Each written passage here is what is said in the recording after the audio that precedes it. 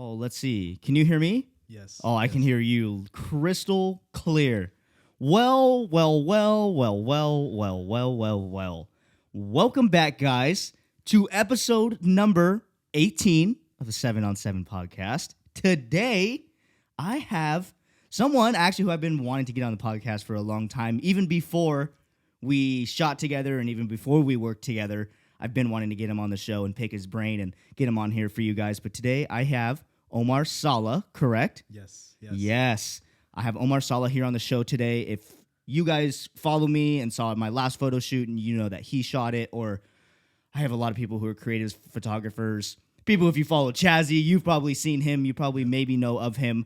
But for the people who don't, Omar, why don't you give yourself a little synopsis, a little introduction to everyone who's watching and listening, kind of who you are, what you do, where you grew up, like a little synopsis of you. Yeah.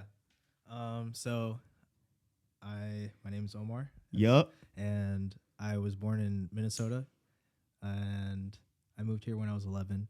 Okay. And I like to think of moving from Minnesota to California as like that first real like Big step.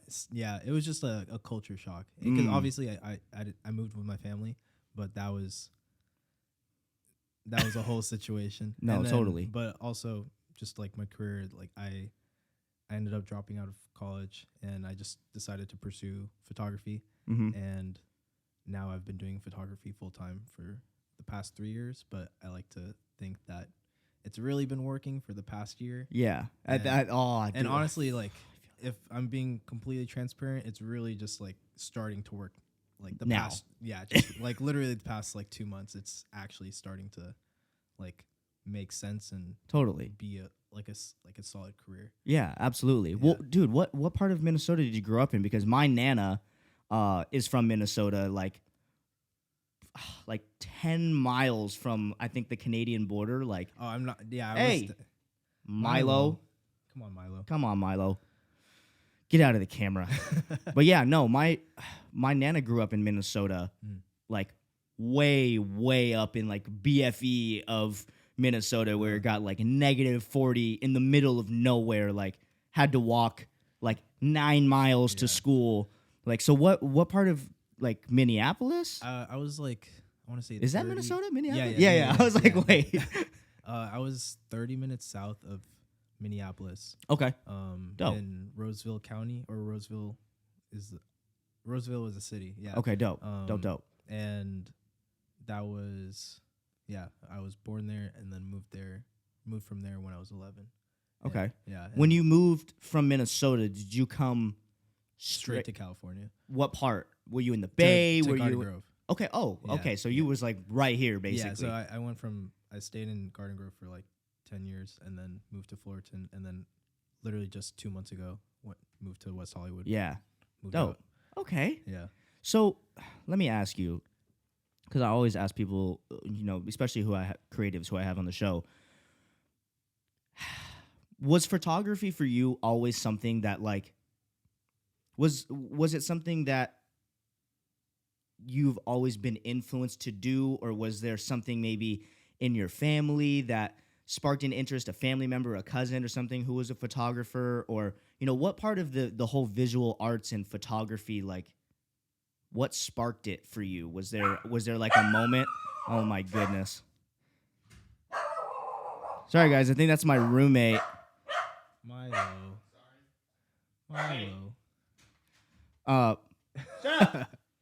For everyone that's not watching or not listening, my roommate Mike has just arrived home, and that is my dog. Milo, come here. All the listeners of the show know my dog Milo, and that he's loud. Come here, buddy. But yeah, was there something that sparked that for you? Or was it always an interest of yours, or was it a newfound passion or something that you've discovered? I see you smiling, so there's got to be... He's doing some stuff to my crotch. Oh, that's what he does, dude. Come here, Millie. That's like his thing. It's weird. I don't know. But to answer your question, so I started photography straight out of high school, or like right after high school. So pretty much I had a couple friends that were into it, and I saw them do it, and I was just like, this is interesting. So Okay. I just piqued my interest, and I just started doing it. And luckily for me, I had one of my coworkers that was also into photography. He had probably a couple years of experience, and then he had 2 camera bodies, and he said, I'll sell you this one for like this whole package for $200. And like I was just working at a boba shop, so it's like fuck yeah, like $200. I'm like, down. That sounds like a lot, but sure, like Yeah, totally. I knew that was a good deal. But in terms of art as a whole, like my dad, he was super into like painting and drawing. Gotcha. I figured there had to be some sort of childhood influence or I don't think it's when I first started photography, that was never the thought. It was just it was interesting and cool, and I still like to keep it that way. It's just like I want to create cool things. Totally. And make sure that it's fun for me, because that's the whole point, right? That's like we do, like you do music and I do photography, and we do it.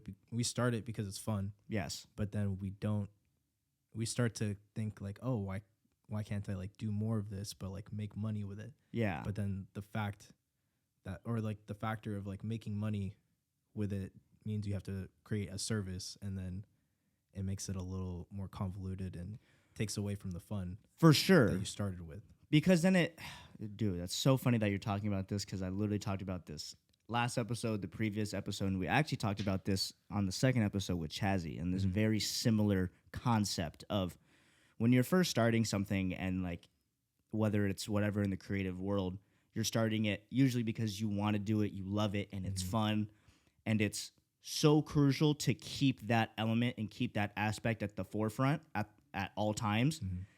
But it is challenging when the kind of lighthearted, childhood fact of like, oh, I want to do this and that, then switches into the reality of, okay, now that I'm doing this, I need to get paid for it. I need to make money off it. I need to make it a service of mine.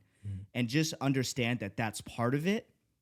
And part of it, as how we were talking about with Chazzy, is it can be scary to price yourself or to make yourself have a certain value that other people might not see, and that they might then look at you a certain way because they're like, oh, no, I'm not paying that or this or that and that.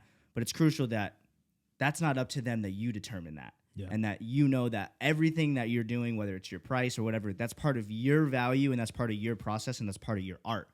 So like, don't let it screw with you too much and overthink it too much to where the point where you lose the fun aspect and lose the reason of why you're doing it. Just realizing that that's part of it. How are you not? You can't. No one works for free. Like, let's be real. Yeah. Nothing in this world is free. So I don't know. Like, I get where you're coming from, and it's a touchy subject. And I know a lot of people who are creators, photographers especially, that are way, not at the point that you're at all. And they're like trying to figure that out of like, oh, should I make prints? Should I sell prints? Should I, do this and that? Should I make a magazine and sell it? Should I do this and that? Because that's what they want to do is their art. But it's not sustainable if you can't make a living off of it. That's just a reality. Yeah. So I totally get where you're coming from, and I love that point, because I think that's something that a lot of sole proprietor, per se, creators need to understand. There's the fun and creative aspect to it, which you always need to keep, but there's also the business side of it that you have to learn and know and just understand how it all works. Yep. I couldn't agree more. And yeah, you know what I'm saying?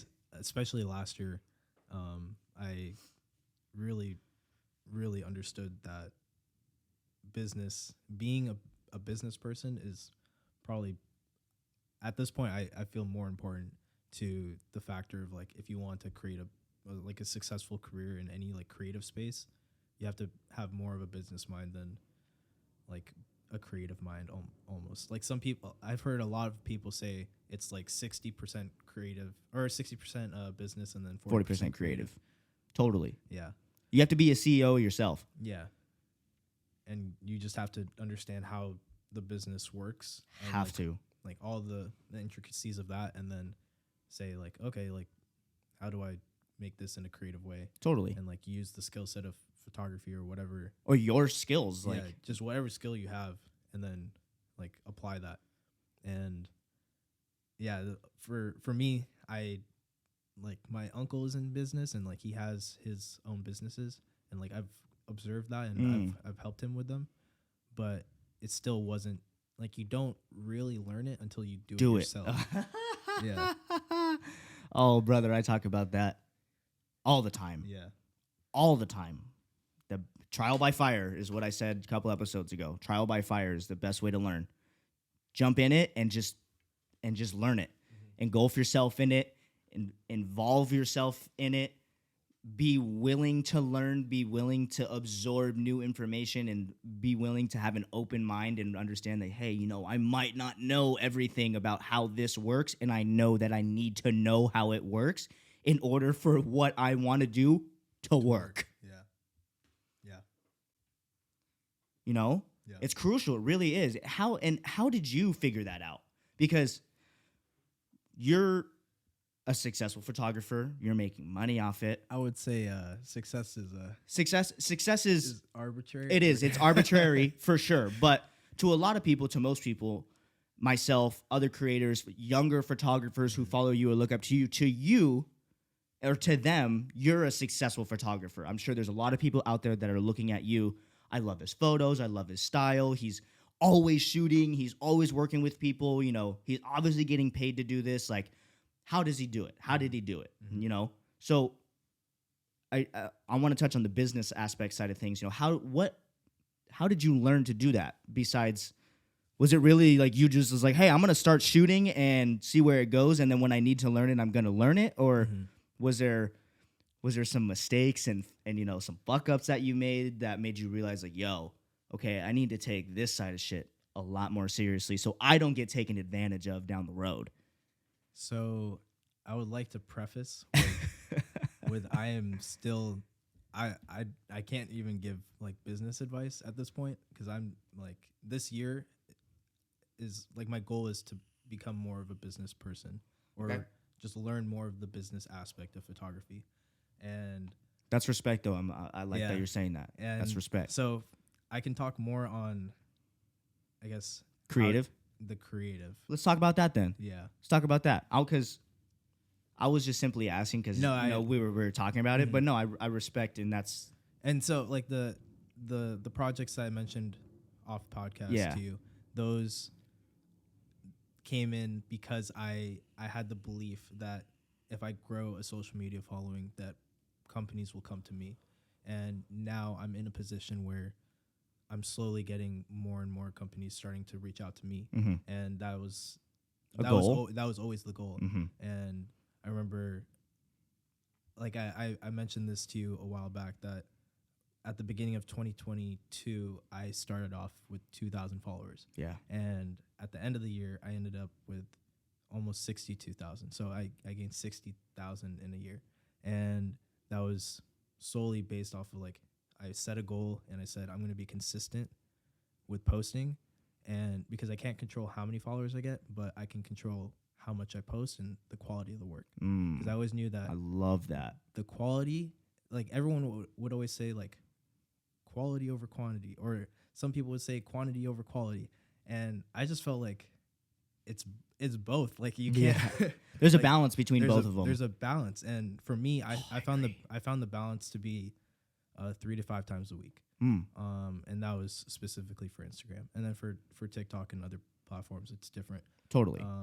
But I found the most success last year with Instagram. Yeah. And for the first 6 months of the year, actually besides half of January, I was posting pretty much 4 to 6 times a week. Okay, so almost once a day, basically. Yeah.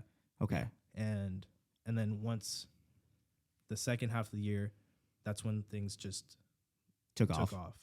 And that's when I started to slow down, because I already saw the growth, and I knew that I needed to just readjust, because I wasn't ready for what was happening. And I was just like, okay, like, let's slow down and, like, evaluate, and then, like, just be smarter with the moves that I make, because I felt like I couldn't post as much as I was, Mm-hmm. because I was just throwing shit. I was just keep throwing, and then eventually things started working, and then I felt this pressure that there's like so many eyes now, and I had to like be more careful, and so I just said, okay, let's slow down.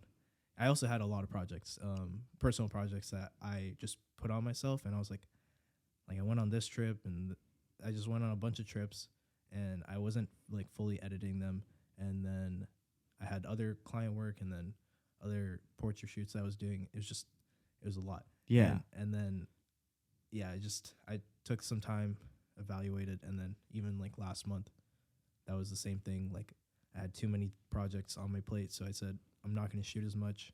I'm going to reevaluate Totally. and then like catch up. Yeah. So then I can go again. For sure. You said something that I really like and that I've always found interest in, and that I want to know your personal opinion and your personal approach to when it happened, how you handled it.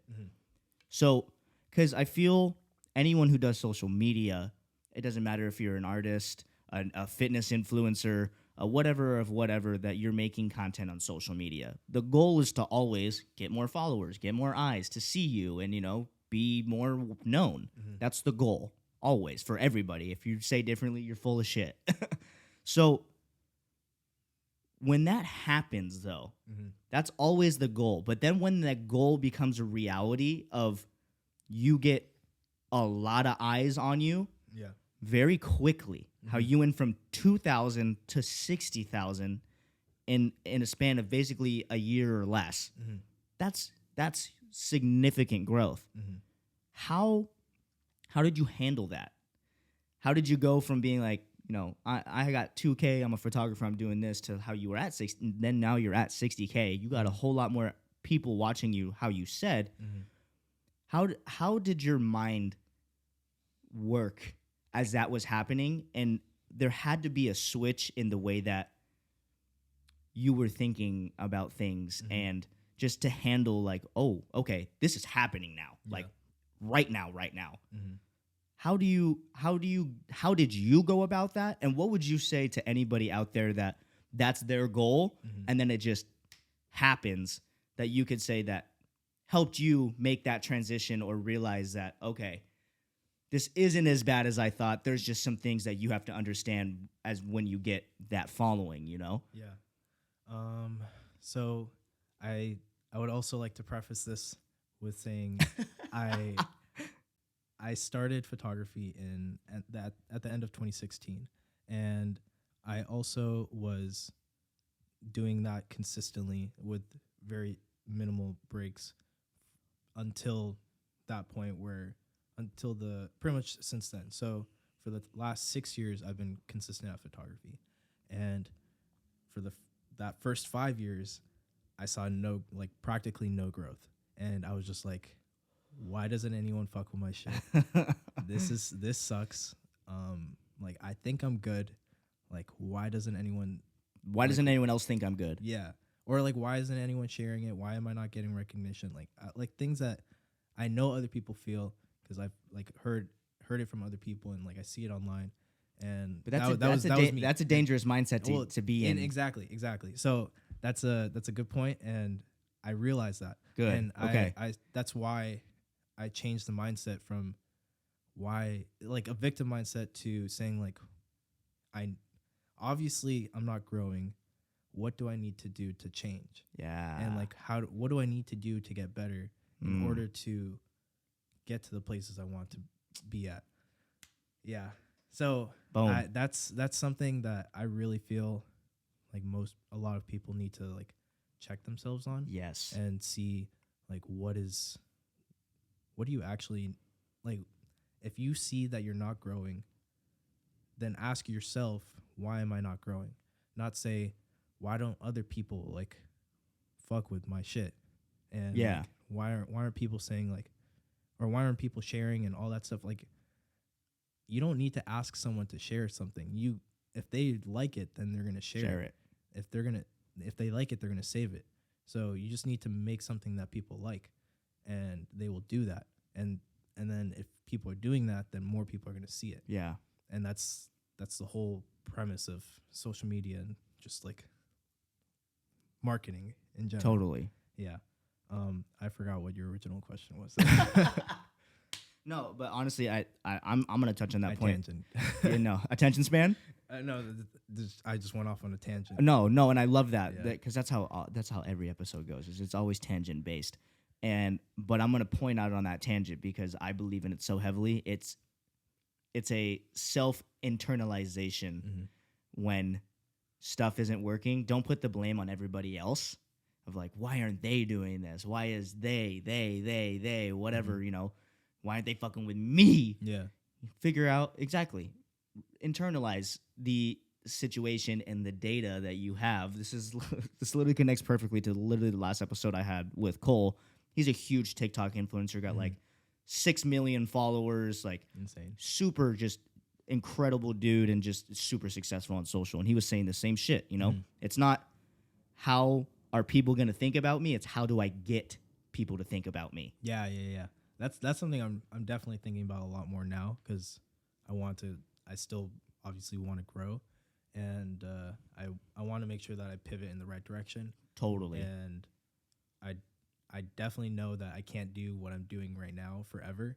Like the same type of content, like it has to Evolve. It has to evolve. Totally. And that's what I'm trying to think of and work on so I can grow to the next level. Yeah. I have bigger goals, and of course I have to find a way to achieve them. So.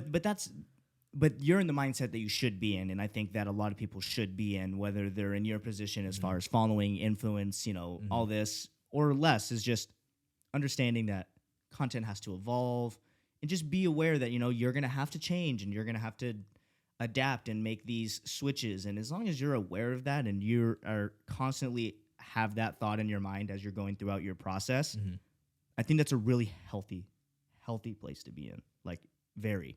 I think it's mandatory, actually.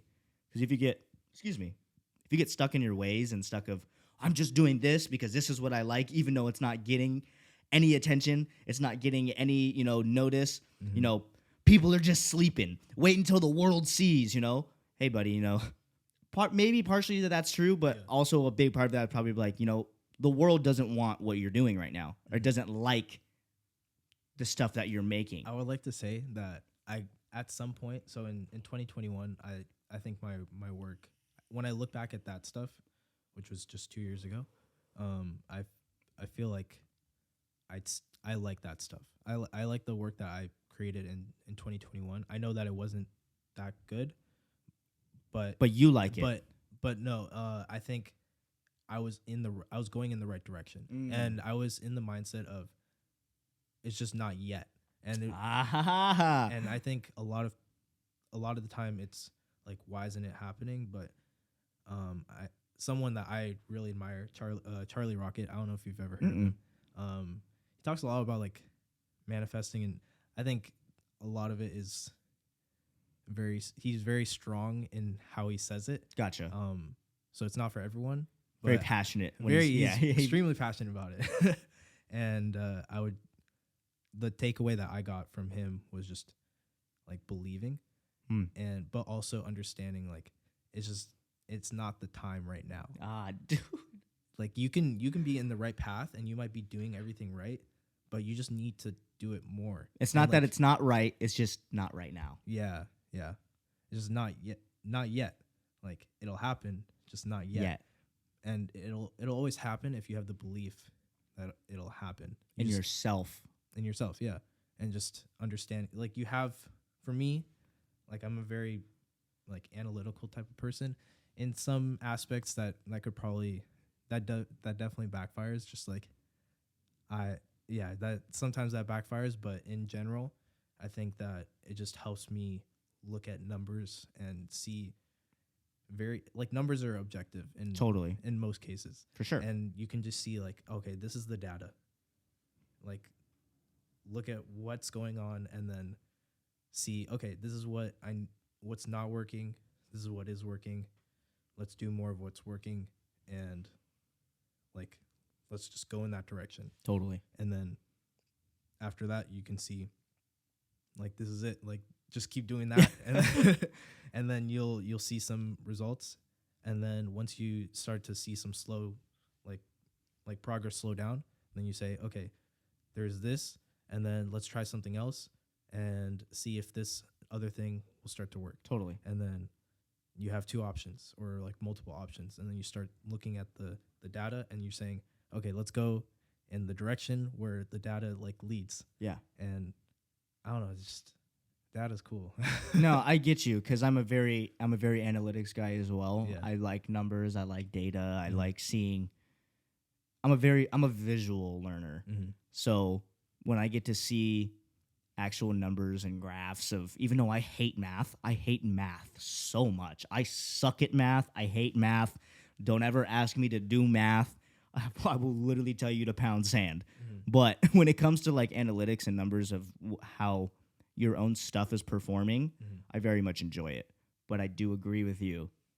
It can backfire, because then you can get caught up too much in the numbers and trying to chase the numbers when you should be maybe working more on the creative Mhm. and not worrying so much about the data and the Yeah, yeah, analytics. Like I think that's just everything though. It's all a balance, and it is crucial that you do have that analytics side and you're aware of it and you take it in and you utilize it to your advantage, but don't get too caught up in it, Mhm. because then it can take your focus away from, I feel like, what really matters in what you're doing. Mhm.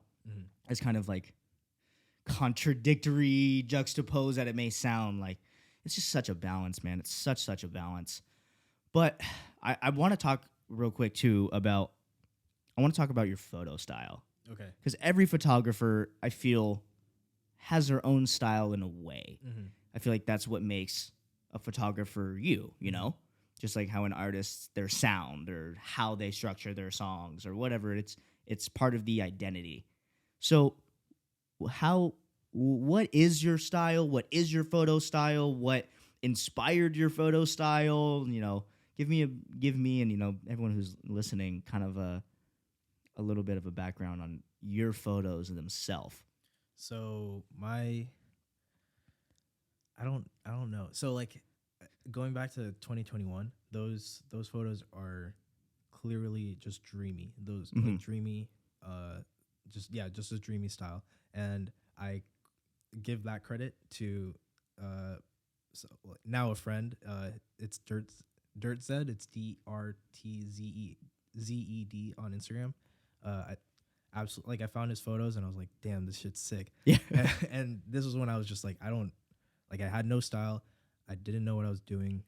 I just wanted to get better at photography. So I decided I'm gonna buy this preset pack, and Okay. and then I learned from there. Gotcha.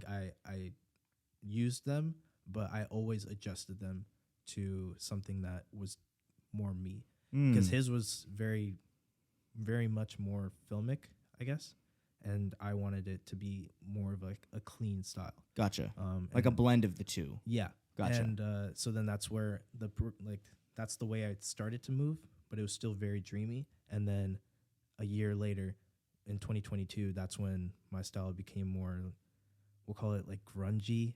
A lot of people call it, or like what's the word? It's similar to Fallen Angels, which is a movie, or I think a mix of different movies. Uh-huh. And the thing is, I have like a couple different styles, because there's the nighttime photography where I think most people know me for, Mhm. and then I still do like the commercial style, but still has like a grungy look, Totally. and then I still technically have like that dreamy style mixed in there. For sure. But I think it's good to have multiple styles, Yeah. but And all then I'm under one umbrella. And then I'm just like mixing them all together. Totally. But I definitely have a lot of photography inspirations. Like I would say Carl Shakur is definitely like one of my biggest inspirations. Dope. But I always want to make sure that I'm pulling inspiration from multiple sources.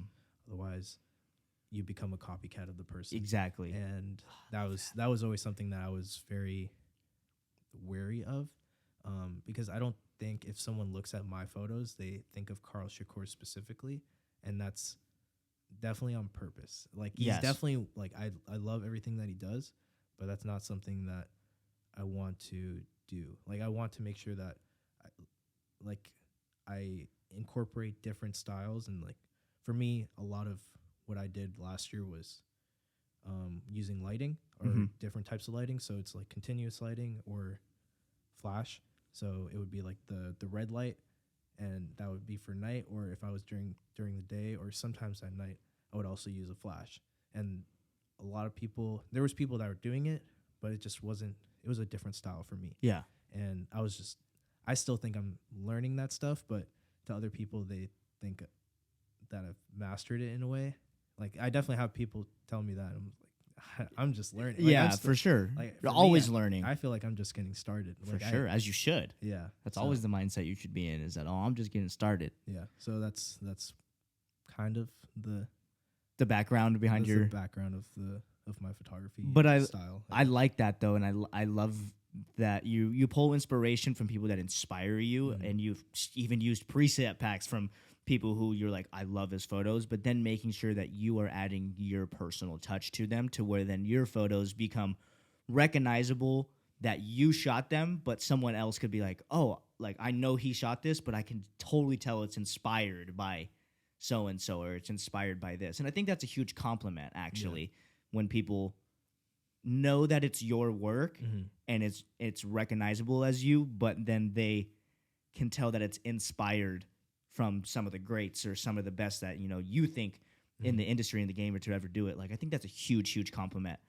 I love that. I've always been curious. I'm always curious about, when I have photographers on the show, like what's the background, why this, why that? Because I feel like different photo styles evoke different emotions, obviously, and there's a certain reason why they're edited that way, why you edit them that way, for that feeling. And it's a very personal and an emotional process, really. Like, it's art. It's totally art. I do want to talk about that for a second. I don't really feel like my photography is art, and that's interesting. That's something that I've had other people tell me, is like it's so artistic, and like I think the style is artistic in a way, but I don't know, something in my brain just like doesn't feel like it's art. And I think for some reason, I think some of my photos can kind of like run that line, but I think how I see art is in a way abstract, or just it's not portraits. I don't know. Interesting. That's interesting. That's something that I think about, and I do see photography at, like, some photographers as like artists, really good artists, but I don't feel like I'm at that point, and that's something that I want to do more of this year.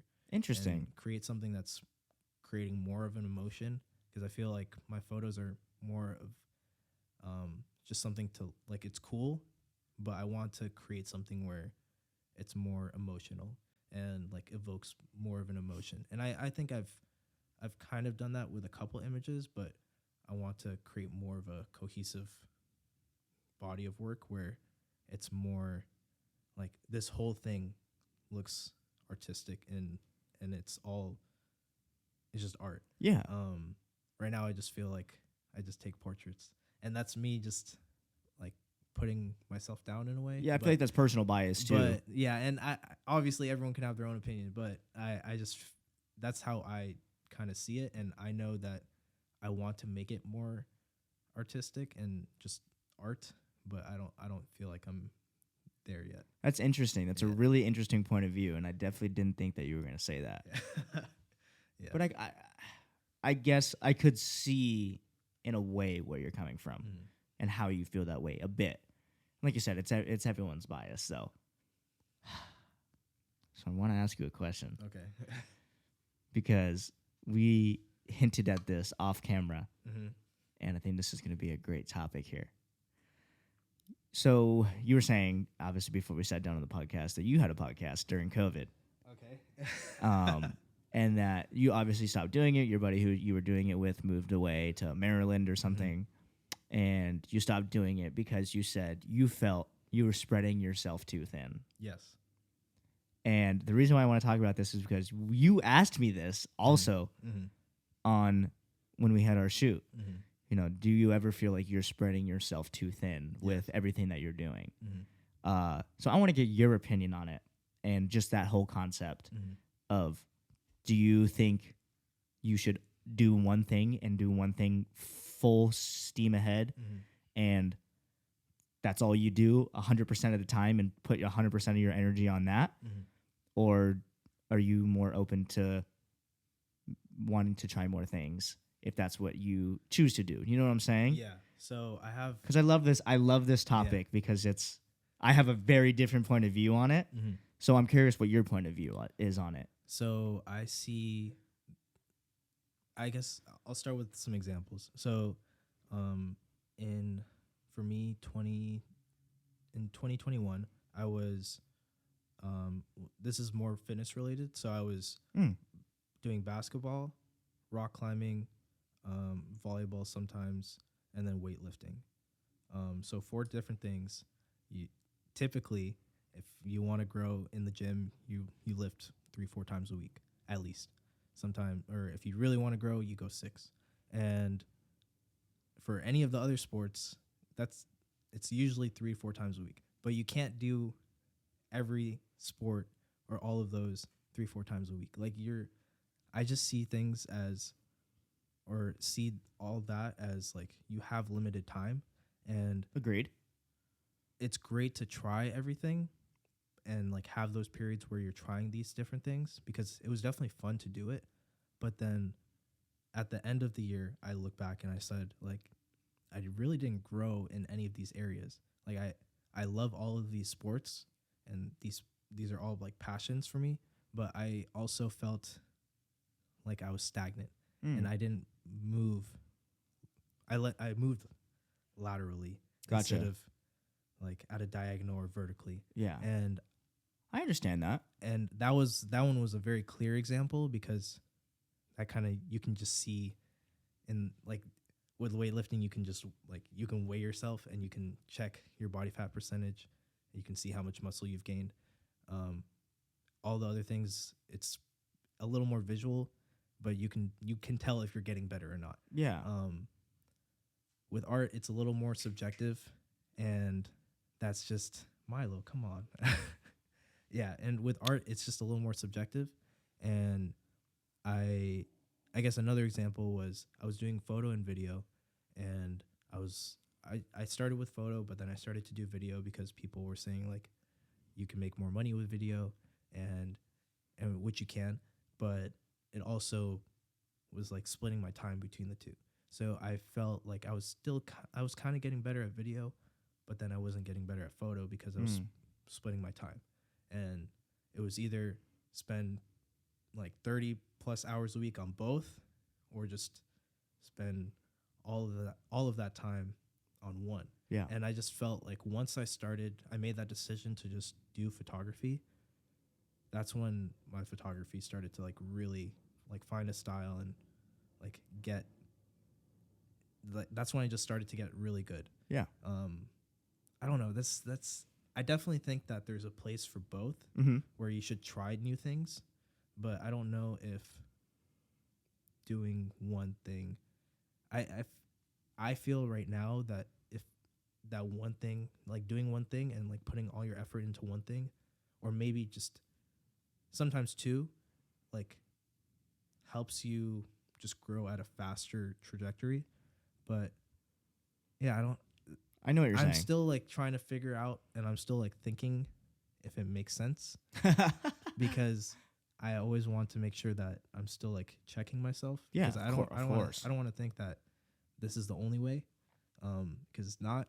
Like I also think that I always feel there's multiple ways to think of something, and it always depends on what's the end goal. Totally. So for me, my end goal was I just want to be the best photographer possible. And I realized like that's the goal. So if I want to be the best photographer possible, then I need to spend as much time that like all the time that I have on doing that. And obviously there's free time and like taking breaks. But I guess that's how I think about it. Yeah. What do you see that No, is different to your beliefs? I would say the only thing that's different, and I wouldn't say that I don't disagree with anything that you're saying. I really don't. But how I look at it, and this is just, again, this is for me. This is Mhm. my personal journey. This is my personal brand, like Yeah. in what I do, that Seventh Heaven Mhm. is my thing. Yeah. Seventh Heaven has always been music, but it's also always been other things. Mhm. It's also always been fitness. It's always, and obviously the podcast is newer, something that I've always wanted to do, but I'm a very energetic, exuberant person who wants to always just do things. Mhm. And what I'm doing per se is like how I told you on our photo shoot, it's all under the same umbrella. Like Seventh Heaven, my overall goal for this whole thing is to be brand. Mhm. Is to be a brand. Mhm. Like, and I totally agree with you on the distributing your time can be a negative, but for me, I have found a system, or I think there is a system that people can do or use or figure out on their own to where they can supply an adequate amount of time to each thing Mhm. if that's what you choose to do. And I think there's a healthy balance of how many things you're doing or working on, not like having 15 things that you're trying to do. Yeah. I think there's a balance of workload that you can put on yourself Mhm. to where it doesn't become detrimental. And also just my thing about it is, dude, I just had to do all of this. Like I would kick myself if for some reason something happened Mhm. and I didn't at least try Yeah, to yeah. do these things that I wanted to do when they're all under me. Mhm. You know what I'm saying? Yeah. And that's what's most important to me is my end goal as, I'm sure hopefully a lot of other artists or creatives or anybody really is like, I want to impact people. I want to motivate people. I want to inspire people, through a song. I want to change the way someone thinks Mhm. by what they hear on an episode. I want to help someone get healthier Mhm. while they're in the gym. Like I have people ask me all the time about gym shit, like Yeah. all the time. And I haven't made gym content in a while. I'm like Mhm. going to get back to it because that's apparently what people would like to see some more of, Yeah. So I think there's a balance Mhm. between all of this, Mhm. if that's what you choose to do. Okay, so I have two things. Totally. Shoot. So one, I think that impact. So the idea with impact is you're technically impacting people in different industries right now, where you have your the gym, the podcast, and then music, and I guess I'm still trying to figure this one out, but in a way, it feels like if you just brought it all into, we'll just say fitness, and went all in on fitness, you could have way more impact in one area Mm. instead of distributing your impact. Because then also, if you, as people say, niching down Yeah, and just sticking to one niche, you obviously you lose out on the other two, but then you can exponentially grow. totally. And that also goes into the second point where if you are splitting your time between the three, then you can grow all three at a slower pace, or you could go, say, we'll just use numbers. So you have like 20 hours a week, 20 hours a week, 20 hours a week on all three, and then you just put the 40 into one of them, and then now you have 60 hours a week to just go. Yeah, And then you just have way more time, and that's when it comes down to preference. totally. It's like if you aren't happy with not doing the podcast, and we're just talking about you at Yeah. this point, like, then that doesn't make sense. It wouldn't make sense for you not to do the podcast if that's something you've always wanted to do. But then I also feel like there's there's also a timing for it, Of course. and that's when it becomes like, do I want to split my time, or do I want to just maybe push this for later? Mhm. And then that's the scary part, is like, is there a later? Of course. Yeah. Yeah. So I definitely don't feel very strongly about any of it, but I do feel that there's there's just preferences For sure, of course.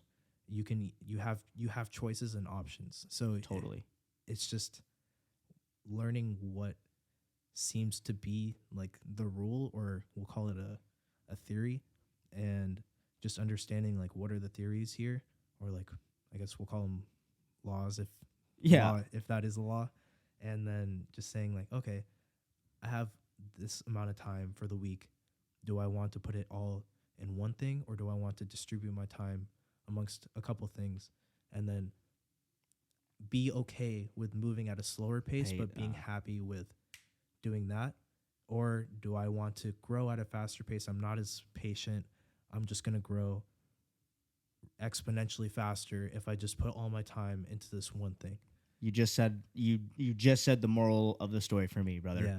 And maybe for other people, that's you hit the hammer on the nail right there. For me, is I'm okay with this whole thing taking longer. I've been aware of that for a long time because I'm okay with that because I'm very happy. I'm very happy with what I'm doing, the things that I'm doing, my podcast, my music, what else I do, whatever, like I'm personally very happy. Yeah. If I was to do all fitness, that's just not me. I don't just do fitness. Yeah. If I was to do just music, I love music more than anything. That's how I release, but that's not just me. I'm not just an artist, a musician, like I don't just make music. This is part of who I am. That's part of who I am. The gym is part of who I am. I'm always just trying to give people an accurate representation and to understand that, this is who I am. This is what I do. This is what you get. Like, if you want to be a part of it and follow me, thank you. Like, because this is exactly who I am. And if I was to do just one of those things, I know that I wouldn't be as happy as to what then I am doing right now with doing the three things per se, and being okay with it taking more time. And I think that's a crucial thing. If you are okay with your process and understanding that your process may take longer than others, but you're happy doing it and you're in a place where you are just full of abundance and full of, just gratefulness and gratitude of where you're at and where you're going, and not really worrying about time as hard as time is to not worry about per se. I think that is so important for people, and I'm glad that you said that, because that really sums up how I feel about what I'm doing. Yeah, happiness is definitely, out of all the things, like happiness seems to be like the actual number one metric for, we'll just call it life. Like it's either happiness or in some cases love, but that could be a completely different topic For sure. that could whole other podcast. whole other thing. Yeah. And not, that's a whole other thing, but just happiness It's crucial. is just up there. So yeah, I'm still, obviously I have very I'm still learning, and I'm still trying to figure out like what actually makes sense. And right now I'm just in that phase where I'm just like, where do I align with these ideas, because I'm always like trying to learn and then see like and listen to other people through podcasts or through books, and see like, okay, like this kind of makes sense to me, or this doesn't really compute. Like, do I either they're saying bullshit, or I need to learn more about this? And yeah, that's just how I think right now. No, but that's good, and I very much think that way, and I know my personal friends in my circle think that way as well, and I hope and encourage anybody to think that way. Is always to ask questions and always to analyze. It's either are they saying bullshit, or do I need to open up my mind more? Where do I align with all this and that? I think that's so crucial to just personal growth in general, like within yourself as a human, and then in yourself in your career as whatever it is that you're doing. Mhm. I'm gonna ask you a question here. I tend to always ask creatives this question. To the younger audience, to people who follow you, to people who look up to you, people who are aspiring photographers, or just anything, or want to be, successful in their creative niche, Mhm. what would be a piece of advice that you could give to them? Maybe let's hone in on the photographers. What would be a piece of advice that you would give to any young photographer or aspiring photographer of what to do, things they could work on to be in a better position in their chosen path, Mhm. What would that be? So for photography specifically, I would definitely suggest. I know you've probably heard this, and you're probably going to hear this again. You need to focus on the photography, and what I mean by that is, if you want to get better at anything, you have to do the thing, and you have to you just have to go out and shoot, and that's what you always hear, and that's what you're gonna continue to hear, because that's the answer. If like how I A great example for last year was, I planned to shoot, or I made it a goal to do 100 collaboration shoots. Wow. That is 2 a week minus 2 weeks. So that was a lot. And I honestly didn't count how many I did, but I know I did close to 80 collaboration shoots for sure. Wow. So, and it makes sense why I was able to grow so much, because one, I had content to post, but two, I got to a point where I was trying so many different things within the photography niche that I was just like, okay, like I know how to do this now. Let's try this, and let's continue trying new things, and that's what made me better at photography. And now I'm in a better position to just do more with photography, and even negotiate deals, because I know what I'm talking about when I'm talking about photography to clients. So yeah, the answer is shoot more, but then also the other part, just in general, for, we'll call it life advice.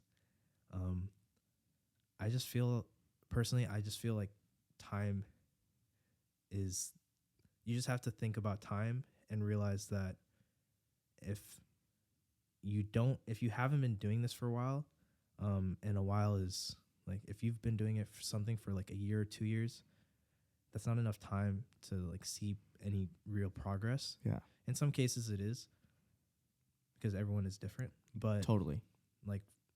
For most cases that I've seen, it really takes 5-10 years to really see something really grow and prosper. Yeah. And I always come back to the 10,000 hour rule.